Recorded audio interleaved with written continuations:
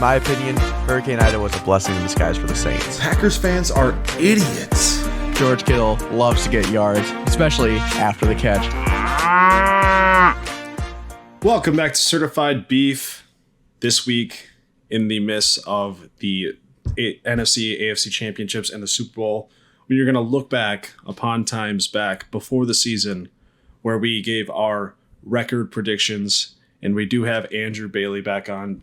Obviously, last year, I was the one who lost by stunning fashion, by 0.5 points in just stunning fashion, and I suffered immensely. That was one of the worst days of my life.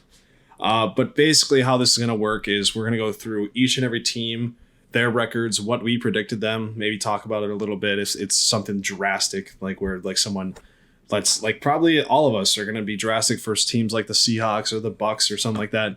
But how this is going to work is you get 1 point. It's like golf. You want to have the lowest score possible. You get 1 point per win you're off. So if the one you guess 9 wins and they got 6, you get 3 points. But in cases of there's been a couple ties this year, each team, if they have 7 wins and they have 1 tie, it's going to count as 7.5 wins. We're just going to count a tie as a half a win, the easiest way possible. And then obviously this year, there was a cancellation of a game. So if it comes down to it and we have a tie, like how close it was last year, you're going to take the combined points of the Bills and the Bengals. And between those two, if there is a tie, the winner or the loser will be the one with the highest total. Hopefully it doesn't have to come down to that point, because last year it was very nerve-wracking being in the bottom 2 and ultimately losing. I think I lost to you, Brandon, didn't I? Yes, you did. Yeah, of course. It was. Then came the quote of, if you play bogey golf, you played a pretty good round. Yeah, and that's what I'm hoping to hear too this year. Obviously, Andrew, this is your first time going through the gauntlet of the Certified Beef record prediction. What are just some thoughts, and are you nervous at all? Looking at some of these teams on how I had them going versus how they actually did, a little bit was not expecting that NFC East to be as tough as it was this year. Yeah. Have you ever even tried any bit of Blazin Wing sauce before? No, I've not done the Blazin, but back when they had the ghost pepper wings, I used to get 3 of them, and it was awful the next day, and I want no part of that. Yeah, I don't blame you. Yeah. I mean, there is a trend that from last year that I know of that I'm not going to say Brandon does know, but I have a good inkling of what may happen, but I'm not going to say anything. But we're just going to get right into it. We're going to go in the same order as we did of our original record predictions. We're going to start in the AFC North, starting with the Pittsburgh Steelers, who came in 3rd in the division at 9-8. Andrew, what did you have the Steelers going this year? I had them going 12-5. I thought they just needed a quarterback, and I really did think Mitch was going to have a coming out year. My MVP, and just didn't even hold the job for the whole season. Fair.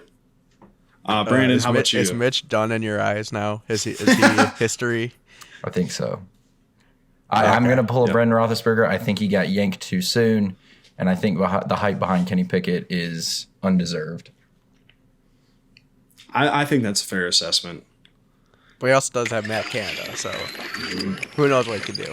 All right. Brandon, how about you?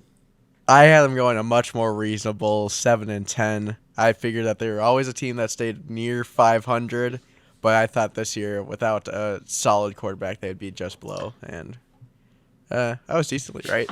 Yeah, not bad. I unfortunately had got them going 4-13. Not very good. This is just me not respecting Mike Tomlin enough, I would say. But Stop the count.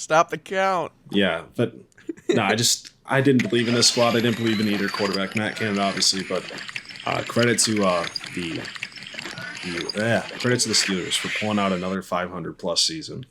All right, moving into the first place Cincinnati Bengals. They finished 12-4.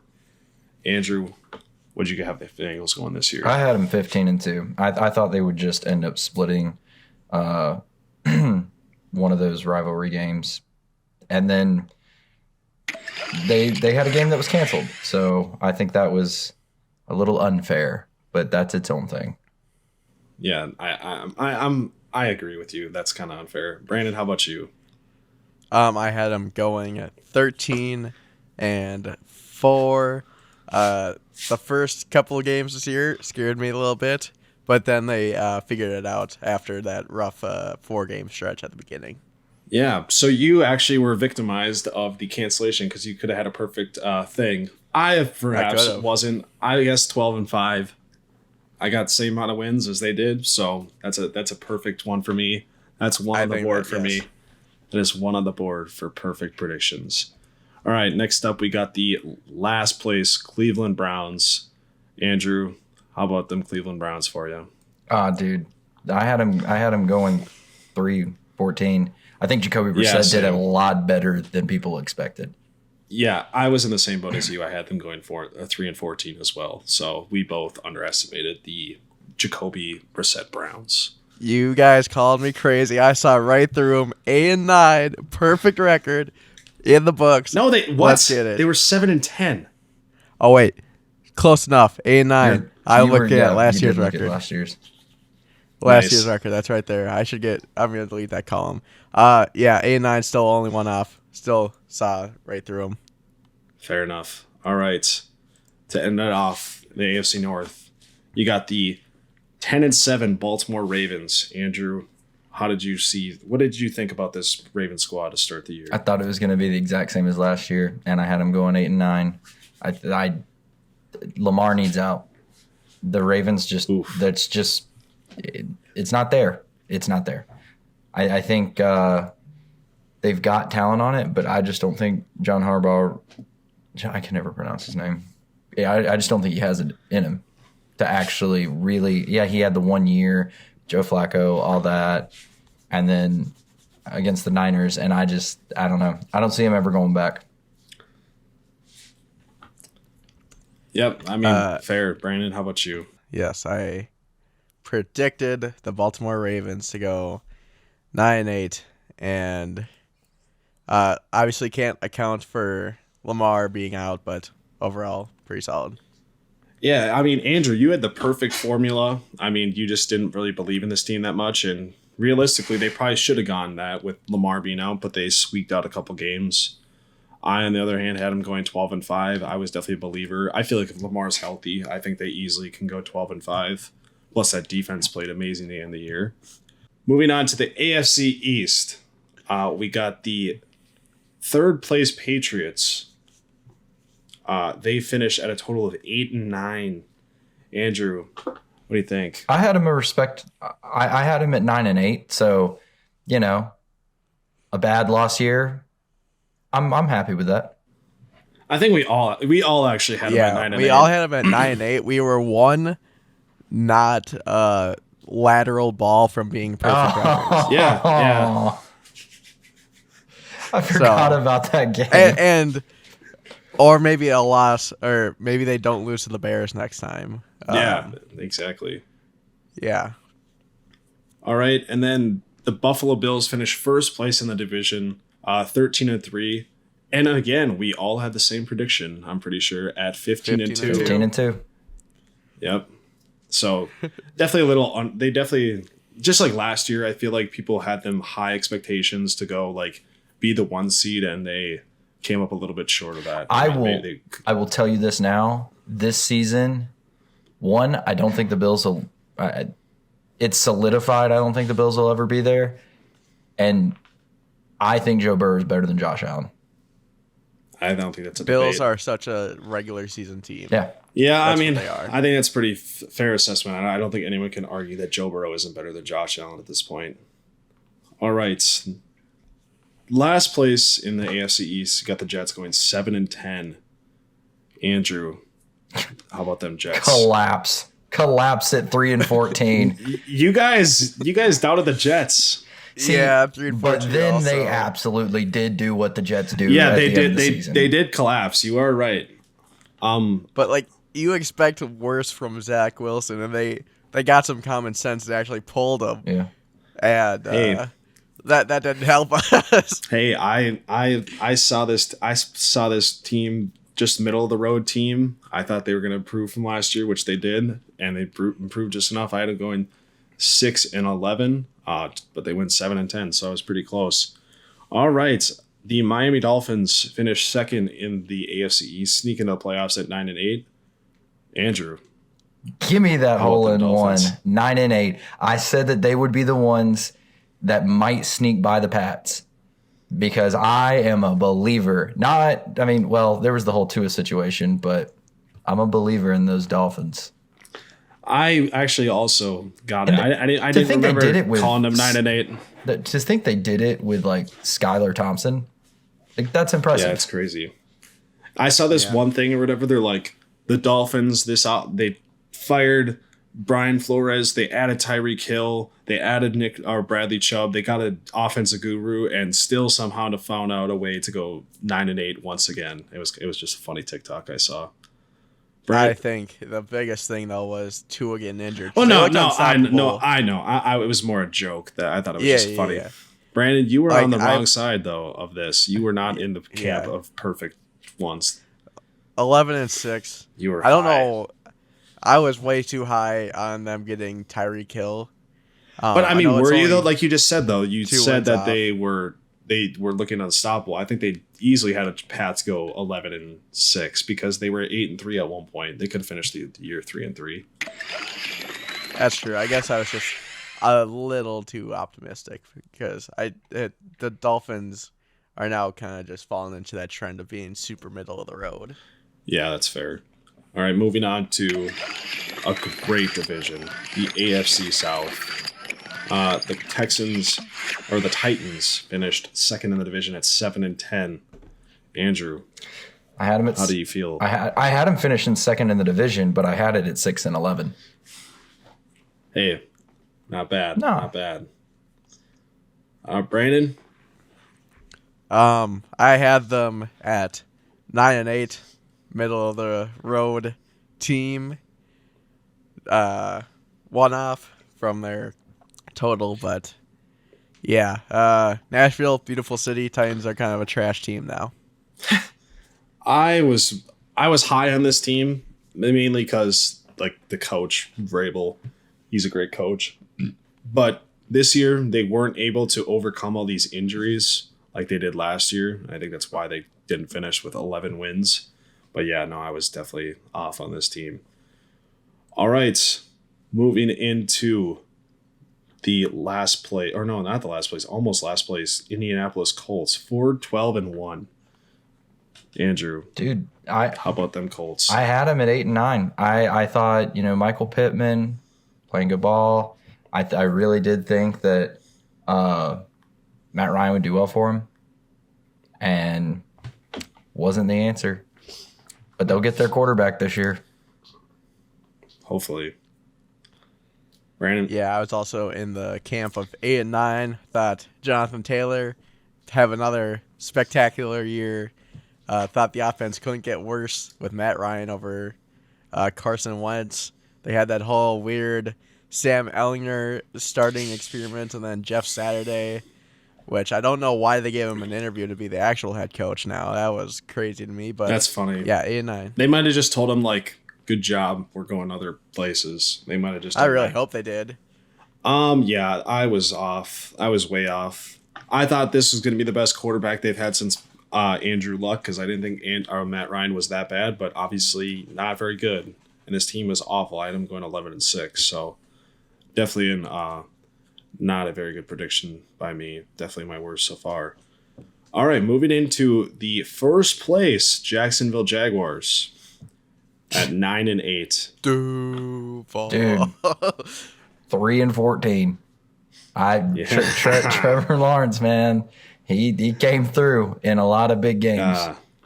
Yeah, I was in the same boat as you. That was just a shocking finish of the season. Like, they easily could have gone 3-14, and they just pulled a rabbit out of the hat to finish out the they year. did. I had them going 5-12. Wasn't much to be expected from this team based off of last year, but they proved everybody wrong. It shows that Doug Peterson really is a great coach. Okay, I have a gripe about that because I understand that he's a good coach, but let's be honest, like he wouldn't even be considered a coach of the year candidate if it wasn't for the Titans just absolutely choking the division away in the last 6 weeks of the season. Yeah. Yes. Like but also you got Trevor Lawrence from what he was last year. Okay, but Trevor Lawrence is not average. that bad. That he is literally he was a generational talent. He's a top 10 quarterback already by the end of the season. Like he is that good. Like that last year, that I see him being a top 10 quarterback everywhere. Like I don't think that's far-fetched at all, but I think that the Urban Meyer situation was just awful, and that's why he wasn't able to show that he is a top 10 quarterback in this league. That's my only gripe is that, I mean, yeah, credit to him. Like if it was like a steady like 500 team the whole year, it'd been different, but for him to rally the troops and win that many games to finish season, I mean, you can't argue that though. Like, I mean, but that's the only thing about him being a coach of the year is there's a lot of stuff that people don't look at. But going into the last place Texans, 3-13-1.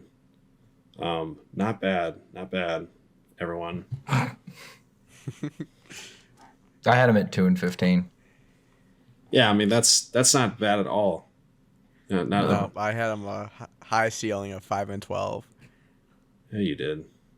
I had them at 1-16, so I guess I was the one who underestimated them a lot. 1-16, and they won 2 more games than they won. All right, last division in the AFC, the division we all thought was going to be the greatest division in the AFC. We started last or the second or the third place Raiders at 6-11. God, I had them 11-6. I had them at 9-8. Get those Buffalo wings ready. Yeah, I also had them. I also had them at 9-8 with Brandon. I mean, they were going to be I think they were last for me in the division, and it still didn't matter. And they were still going above 500. Yeah. Oh boy. Yep. All right, and then the last place Denver Broncos 5-12. 11-6 again. 12-5. I mean, I don't know what it was. Russell Wilson just showed how weird of a dude he is. And I don't think he'll make it in Denver that much. I think they will. They might end up trying to find some money for him, or some draft picks just to get something back for what they lost. No, I think I'm not on that boat with him yet. I think he showed flashes, and I think Nathaniel Hackett is the worst coach in NFL history, like one of the worst. Like I think that goes without saying. Like anything, like he was so bad. But Brandon did worse than us, so that's all that matters on that one. It will always be funny that they hired the game manager guy to be their interim head coach. Yeah, that was too. Nathaniel Hackett. Yeah, it's just funny though because you got Nathaniel Hackett. I guarantee they brought him as a coach to lure in Aaron Rodgers, which I don't know if you guys heard, but when they did the interview process for him, they didn't even ask him anything about football. So if that's anything to say, and then I'm pretty sure the Jets hired him again to probably try to lure in Aaron Rodgers. Who knows if that will work. All right, moving into say he couldn't hack it. Jesus. Wow. Moving into the first place Chiefs, 14-3. I think that was a team that was hard to predict, but it probably shouldn't have been.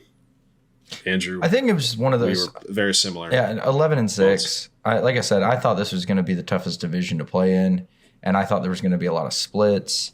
And yeah, I did too. But I'll say this though, I know a lot of people. Yes, Patrick Mahomes right now is the best quarterback and probably the best overall player in the league. I'm telling you, man, Joe Burrow is not far behind him. I don't think it's as I don't think it's as spread out as people think it is. No, not at all. But I mean, They lost Tyreek Hill and got better. Yeah, that's kind that of makes crazy. no sense. Yeah, that just sucks. I was 10-7. I thought they were gonna miss the playoffs because I didn't think the defense was that good, and I guess I should never bet against Patrick Mahomes. So Or the refs. 13-4. or the refs. Yeah. Oh, that's another story. Give me another 10 years of Tony Romo and Chris Collinsworth talking about Patrick Mahomes, please. I don't hear think it. Tony Romo is as bad as Chris Collinsworth. They're both bad, though.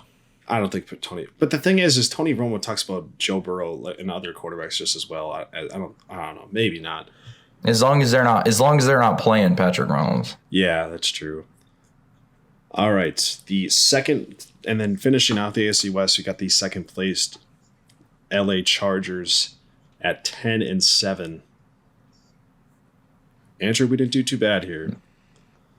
No, but I thought they were going to win the division at 12-5. I thought they were probably the most complete team on there. And yeah, this defense definitely disappointed. Mike Williams getting hurt all the time. I mean, Allen. but the last injury that he had was not his fault. Like, he shouldn't have been playing. No. He should have been playing. No, he shouldn't have. That was just a horrible coaching decision. Yep. No, it was. Because and then Keenan Allen also hurt And Joey quite Bosa. a bit. He goes out all the time, too. Yeah, they just had injuries upon injuries. Brandon, though, you were 14-3. mega high. I was really high on this team. I was like, oh, man, this is their year to do something. Chiefs, on paper, got worse. Brandon Staley, I just don't know how to feel about him. See, like, this team is maybe the top team on paper, and they can't do anything each and every year. So next year going into this, I'll have to put them at like 10-7 to save. I think it's fair to say I don't think we should, like, as much as any team is going to get loaded up in the AFC West, I think it's fair to say, like, just don't pick anyone to win the division besides the Chiefs as long as Patrick At Mahomes this there. point right now, yes. Like, it's just nothing's going to change.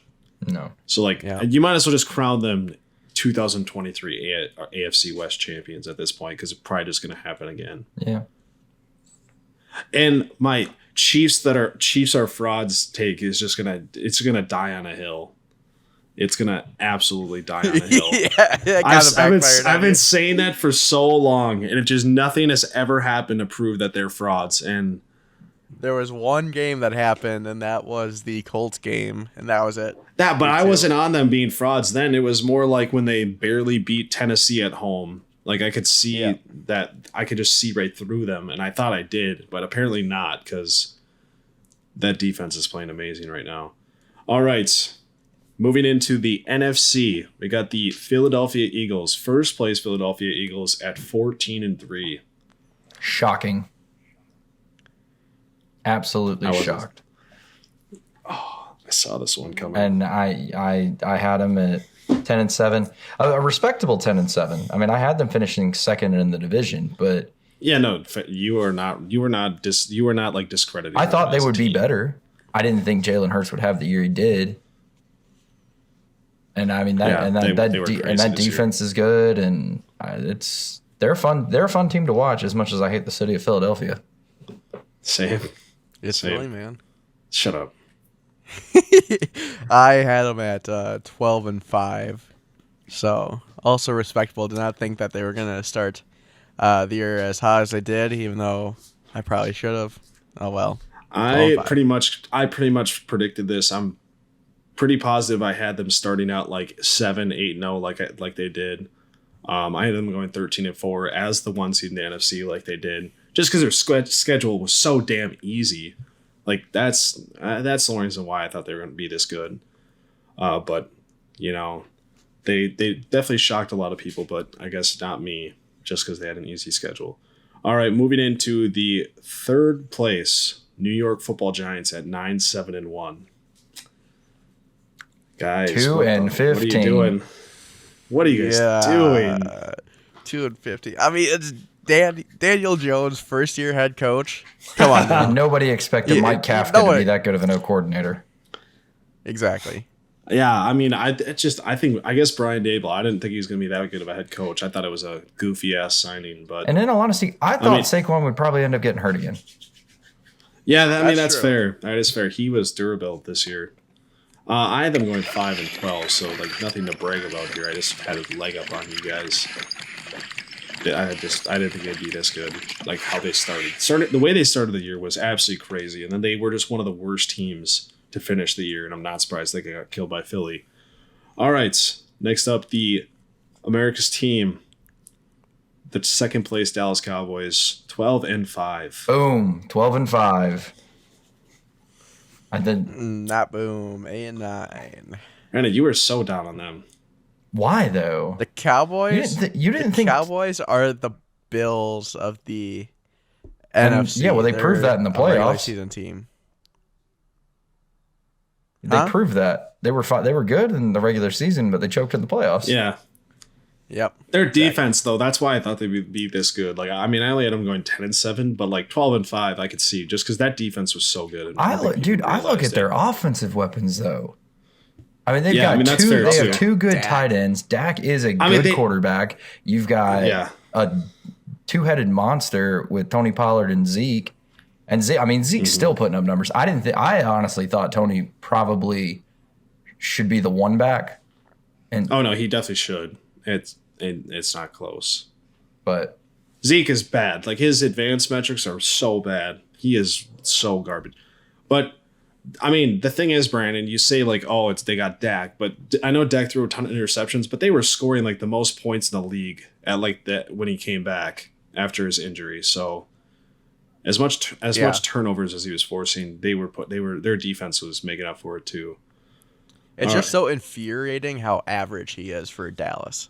Oh, like he's just the most average quarterback ever, even below average sometimes. Yeah. Yeah, I don't know. He costed them in that divisional game. He almost threw like 5 picks in that game instead of 2. Yep. All right. The Commanders, last place, 8-1. Just the definition of mid. That's just the most mid team. But that was like the worst team in the division. Just a great division. No, it was. I mean, that was the division that we thought the AFC West would be. And it's funny they're right next to each other. But I mean, I had them at 7-10.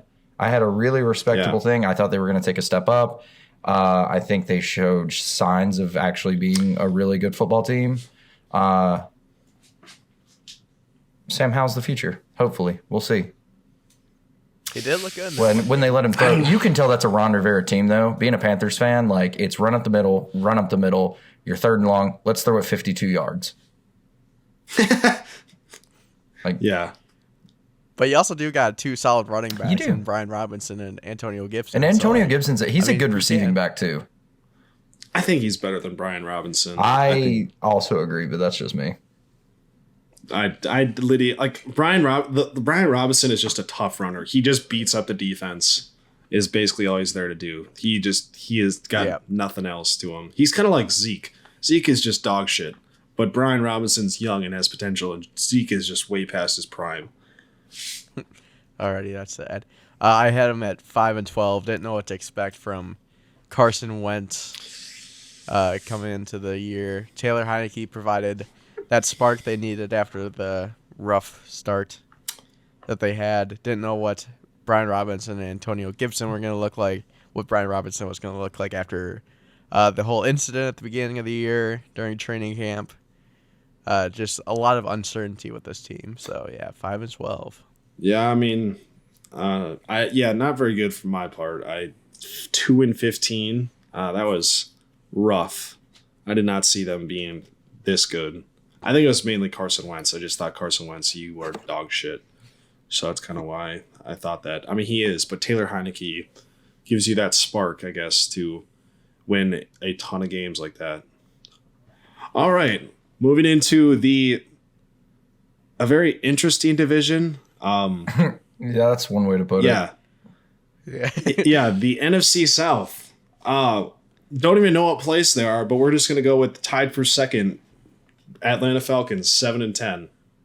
I had them at 3-14. I mean, I thought I did. I mean, They were the worst team, like by far in that division, but the Bucs just let everybody down. Yeah. And honestly, the Falcons never should have beaten the Panthers, but that's something. Missing an extra point. Me and Brandon both. I think 2-15. 2-15. Yeah, thought they're going to be one of the worst teams in the league. Hey, I won that one. There we go. I'll take it. Yeah. All right. Oh boy. Next up, the tied for second New Orleans Saints at 7-10. Yeah, I had them at 7-10. I mean, that's pretty much where exactly I thought they would be with Jameis and all that. Like, they're not a good football team, but they are what they are. I had them going or I'm just going to skip over Brandon because you did so bad, and you can say it after. But I had them going 9-8. Basically, I thought Jameis Winston would play the whole year, and I think Jameis Winston is a better quarterback than Andy Dalton, so I think he held them back. That held them back from going 9-8. But Brandon, let's hear your Saints spiel. How the fuck? Saints are also kind of like the Bills and the Cowboys, kind of a regular season team. I overestimated. I also thought that Jameis Winston was going to be playing the entire year. Overestimated what I thought Dennis Allen could do and what the effect the coaching change was. I know he was from in the system, but still a new kind of regime type of deal, so didn't know what to expect there. Put him too high. Yeah. Moving on to Andrew Bailey's tied for second Carolina Panthers at 7-10. I had him going 10-7. I mean, I really did. I thought Baker would be a lot better there with a healthy shoulder. Honestly, I don't think they ever should have cut him. I would have really, really liked to have seen what he could have done with Steve Wilks, because that team got a lot better the second the garbage Matt Rule was gone. I was trying to give him a little bit of the doubt. They got rid of him. Stinks they got, Son Reddick had to leave. Christian McCaffrey, I've been saying for years, I think you need to get rid of McCaffrey. Just trade him while he's got the draft stock. They did it, and it helped both teams. And I would have liked to have seen Baker actually be able to play on that team, because at one point, I mean, they had, good God, how many quarterbacks did they run? Jacob Eason, PJ Walker. PJ, Baker, Sam Darnold, Jacob Eason played. Matt Corral never got to play. Was it just those four? I think that's yeah. So four, yeah. And if you got four quarterbacks, you got none. They all, and it's weird. All three of those guys that got hurt, Baker, Sam, and PJ Walker, all got a high ankle sprain. I don't think you'll see turf next year in Bank of America Stadium, because that was rough. I don't know why they have one. I don't know why they have it. I don't know. It's awful. I mean, that grass looked so much better. But anyway, I had them going 10-7. They went 7-10. Still finished second in the division. Didn't think they'd give the Bucs as much of a run for money as they did, but we'll get to that part in a second. The fact that they were still in the playoff hunt. I was at that game when they lost to the Bucs, and that right there, that game cost Steve Wilks the head coach job, because they had a 10-point lead or an 11-point lead with 10 minutes left in the fourth quarter, and they lost by 8. I want to say. Yeah. I mean, me and Brandon did pretty well here. I had 7-10, baby. I had on the money. 6-11. Now, when you first said their prediction of 10-7, I thought you were crazy. I don't know about Brandon, but I thought you were crazy. I just didn't say anything about it. I did too. But there was flashes there. I definitely could have seen this team going 10-7. They had the capability of doing that. Yeah. I mean, they never should have lost to the Browns in week 1. They shouldn't have lost to the Falcons. And then they shouldn't have lost to the Bucs, and that puts them at 10-7. Actually would have won them the division, because they beat the Saints the next weekend. That's crazy. So obviously they just hired Frank Reich. Would you rather have seen Steve Wilks come back? No, I don't think defensive. But are you excited about Frank Reich, though?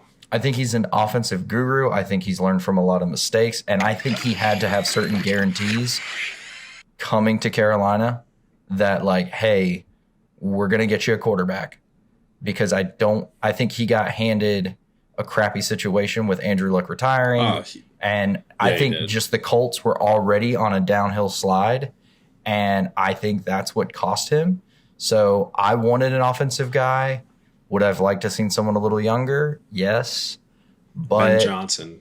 I would have been fine with Ben Johnson. I would have been fine with Ken Dorsey. I'd have been fine with Mike Kafka. I just am to the point. It just felt like they settled. It felt like they settled when they were the only team to hire a coach that early. I don't know. I'm with you. Unless he gave them the best interview ever. Well, I think it's kind of cool. It was crazy. I think they also kind of wanted a little bit of a story with it. He was the first quarterback of the Panthers ever. So that's kind of neat. I mean, he threw their first touchdown pass. So I'm like, all right, like, give the guy a shot. But that's not neat if you don't win football games. No, but I think this is something that you can get a guy. They need the fans back. They need someone that is going to actually bring that whole fan base back to reality. Because I was like watching a video today of that 15-16 team. And like, I remember it was just fun. Like it wasn't even just like they were a good football team. They were a fun team to watch and be around with, like all the sideline antics and everything else. And like that whole region, not even just like Charlotte, but the entire North South Carolina, like everyone was going nuts. And I remember it being a really cool atmosphere during that time. And I think that's what we need to get back to. For sure.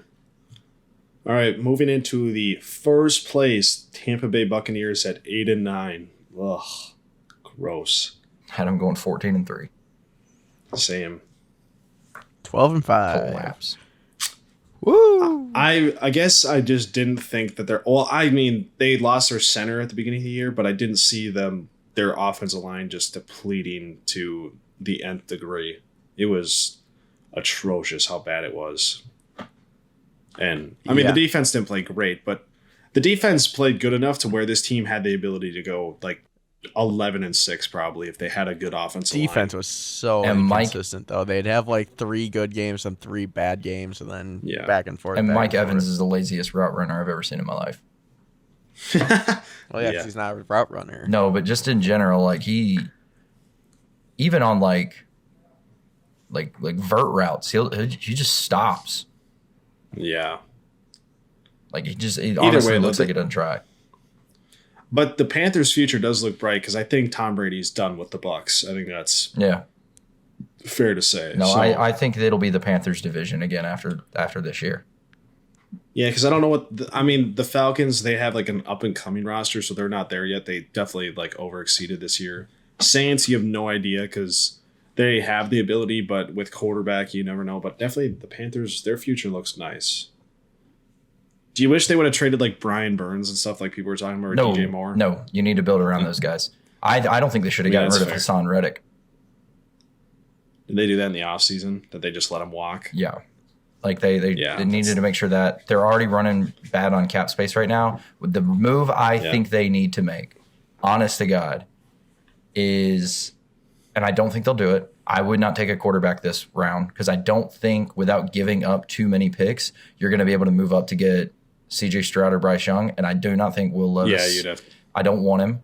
I think you give Matt Corral a shot, and you've got Sam one more year, and you've proven that these guys can win.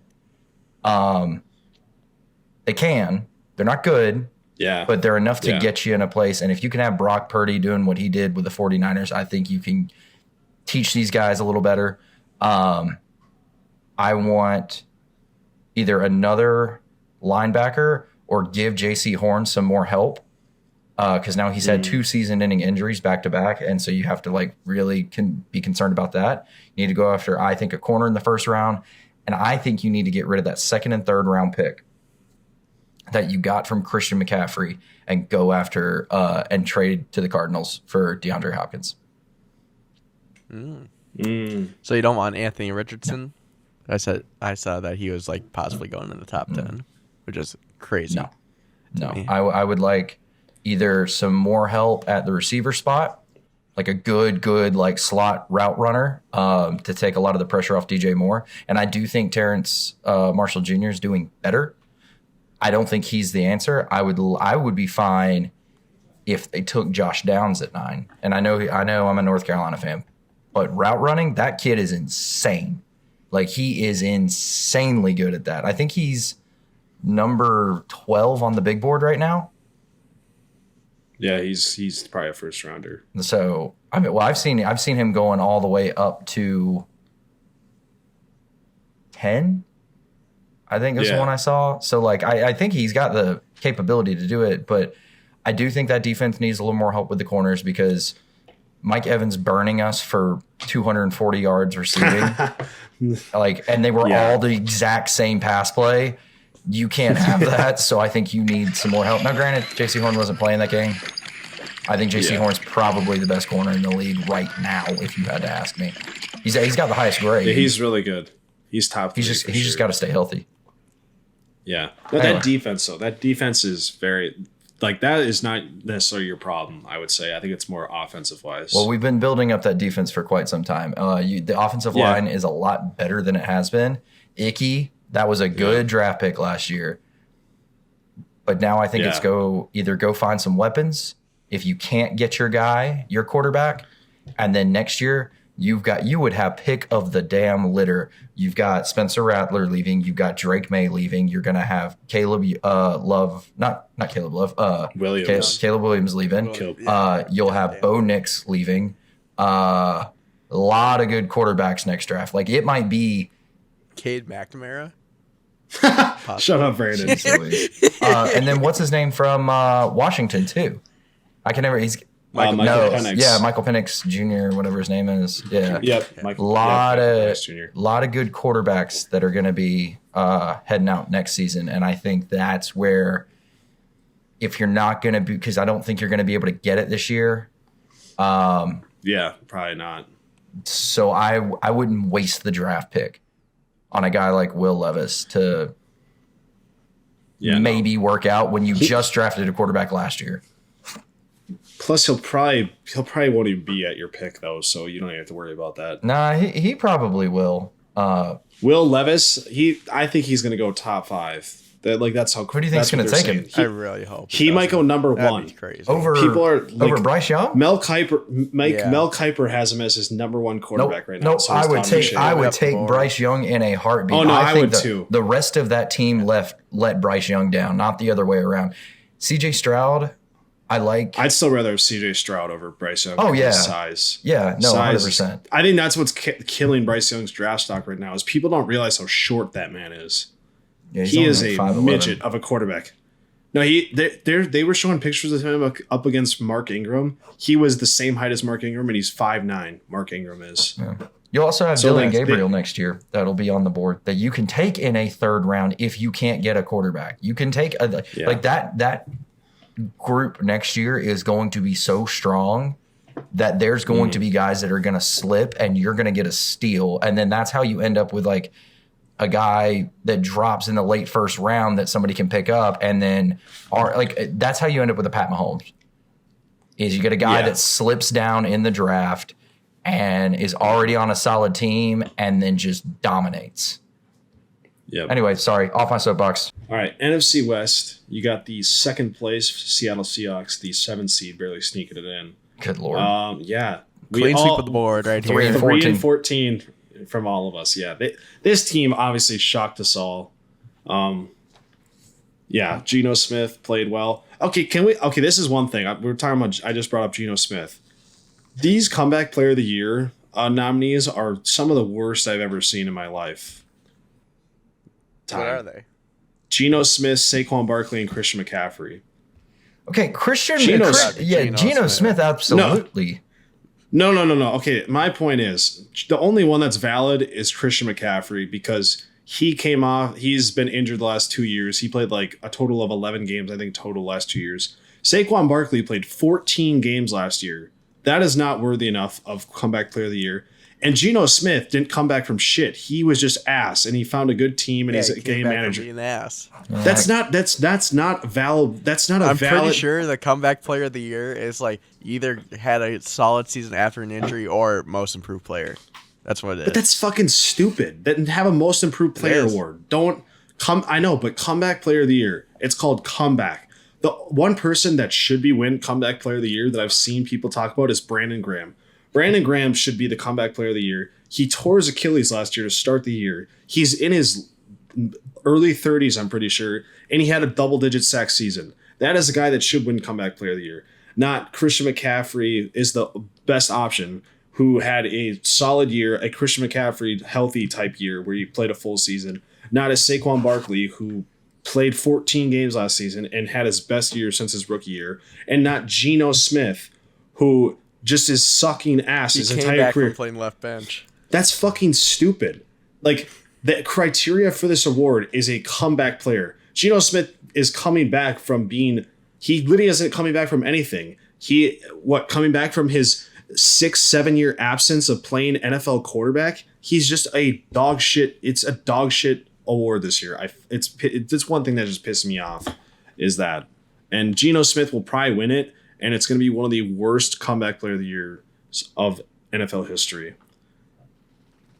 Sorry, just had to rant about that because it just bothered me so much. Fair enough. But moving on to the last place, Arizona Cardinals at 4-13. Had them 9-8. Hey, That's rough. That just was not it. I mean, I know you went some time without DeAndre Hopkins, but come on. Jack, what the hell are you doing? Brandon, how the fuck did you think this team was going to be bad? Because it's the Cardinals. It's close. They went 11-6 the year before. Yeah, that's what I'm saying. You gotta put a study contract. Did you really think losing Christian Kirk was going to hurt them that bad? And they added Hollywood Brown. No, but I learned from the year before, even though they did go 11-6, they're still. I mean, ass. Warzone 2.0 Still did ass. come out.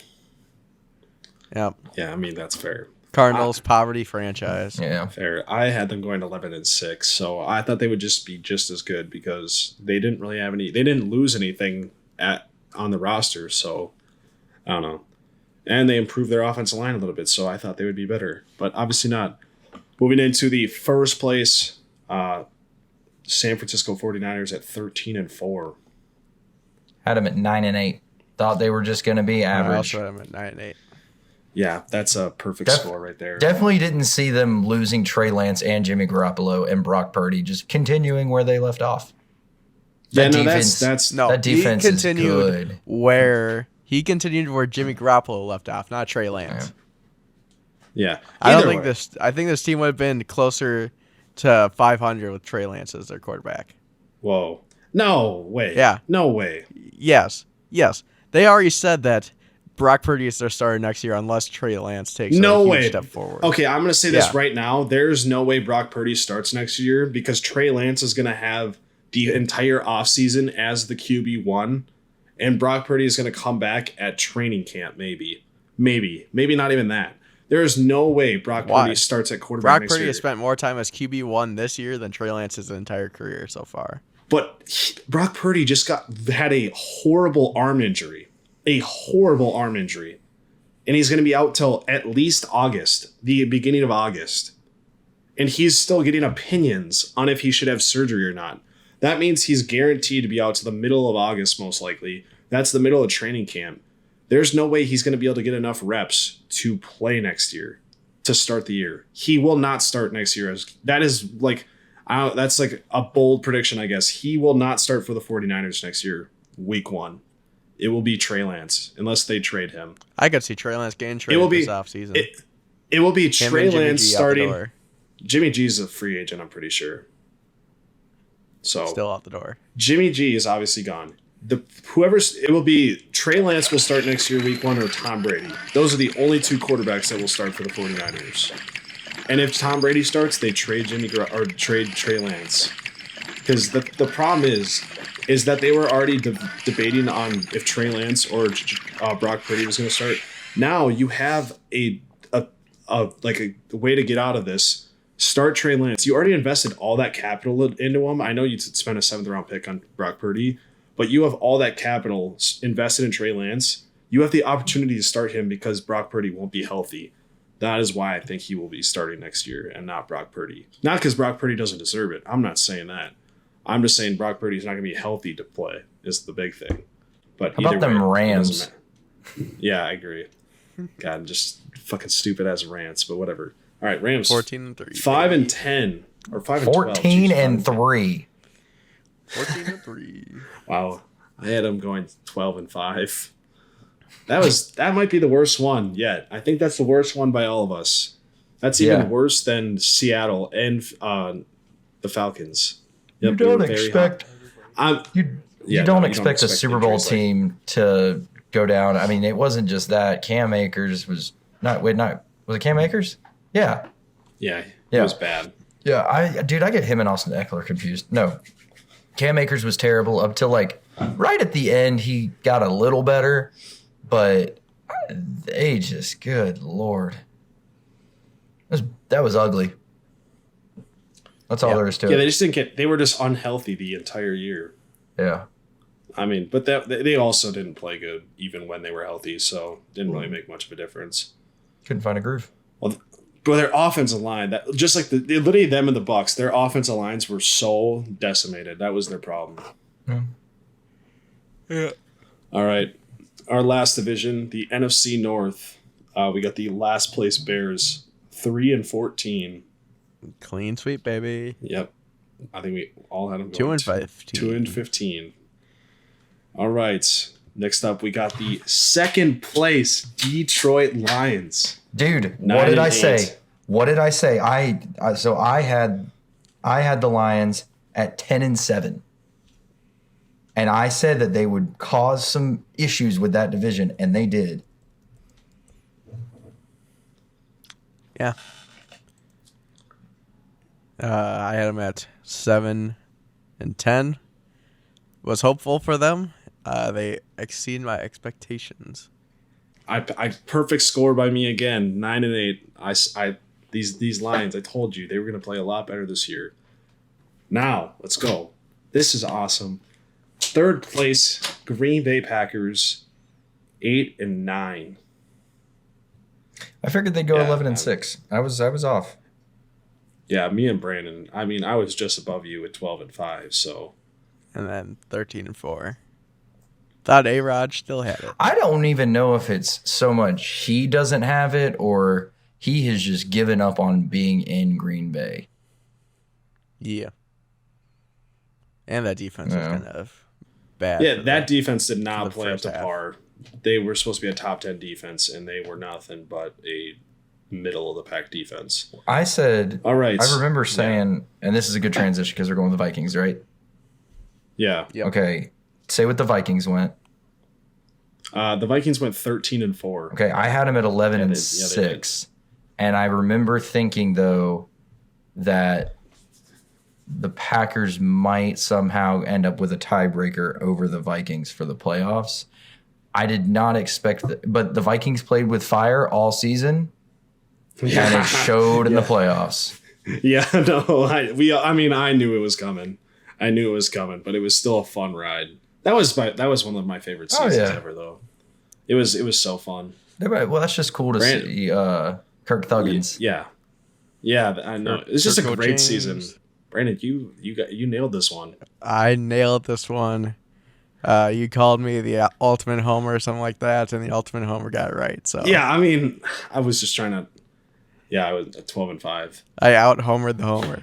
Okay, if we're talking about all-time gripes this year, this is my all-time gripe. Kevin O'Connell not being a nominee for the Coach of the Year is even more blasphemy than the Comeback Player of the Year nominees. Absolute blasphemy. You have Nick Sirianni with one of the most talented teams, with one of the easiest schedules, obviously best record, whatever. Fair enough. You can get that. Then you got Brian Dable. He went they were so good at the start and ass at the end. It got a team that was a rebuilding team to the playoffs. Fair enough. Doug Peterson barely made it to the list. But Doug McDermott, why is that his name? What's his name? Sean McDermott. Sean. Why the fuck is Sean McDermott a coach of the year candidate? They had high expectations and they either reached them or didn't. They reached their high expectations of a team. How the fuck is that a coach of the year? And then I think who's the last one? Oh, Kyle Shanahan. That's a valid one. But yeah, like when it comes to coaching, there's a lot of things. The Vikings of the previous year were one of the worst teams in one-score games. Absolutely horrible. And what does that come down to? It comes down to coaching. This year they were 11-0 in one-score games. There's nothing to be said. Like Kevin O'Connell, what he did with his team is not talked about enough. And I understand like blah blah, like the point differential thing, like whatever, you get blown out in 3 out of the 4 games you played. Or you lost. I mean, kind of all of them. But still, like that's something that's what a coach of the year should be recognized for, is bringing a bad team like all these other guys besides Kyle Shanahan and Nick Sirianni to the playoffs or to a good record. Not Sean McDermott, who brought a great team to the playoffs and won the division. It's just, I think it's absolutely stupid that he wasn't even recognized. I didn't expect him to win it, but for some reason, I don't know about you, Andrew, but the way we feel as Vikings fans, it's like a bad thing for the NFL for the Vikings to be good. Because I gotta be honest with you, man. I'm with you, but there is like that's just being a fan.